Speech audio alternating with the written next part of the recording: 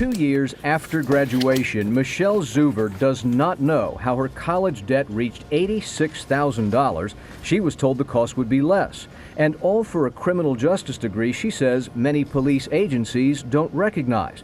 Her degree came from Westwood College, a for-profit school with 17 campuses. It definitely is a false American dream.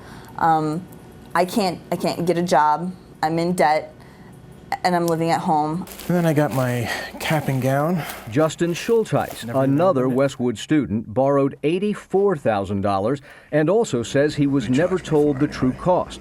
He describes his degree in video game design as almost worthless. I feel like I went to Walmart and bought myself a degree. Widespread complaints like this, overpriced degrees, misleading claims, and an alarming level of student debt led to some embarrassing revelations this year on the entire for-profit college industry, including Westwood, when the GAO went undercover to investigate how 12 for-profit colleges recruited their students. We've had some students who are making maybe $1,000 a day. And found that every one, 12 out of 12, made deceptive claims and that 4 colleges encouraged fraud.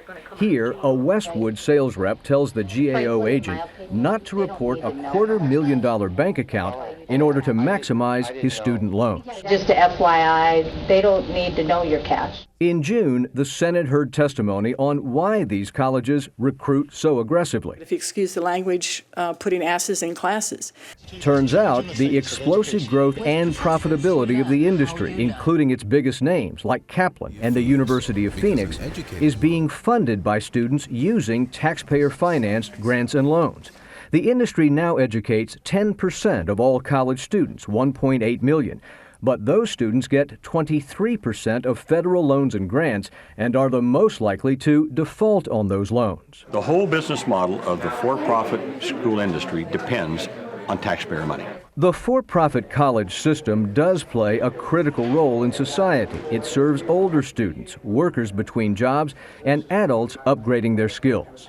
But now, to protect taxpayers against huge losses, the Department of Education wants some new rules, including one that would expel a for-profit school from the student loan program until more of its graduates start to pay. The industry is fighting that rule, calling it a penalty for serving low-income students who can't attend state universities. We are always going to have higher default rates than those who go to much more highly selective traditional institutions. Westwood College declined our interview request, but claims that most of its graduates have, quote, positions in their field of study. Justin, meanwhile, works in a mailroom, Michelle in retail.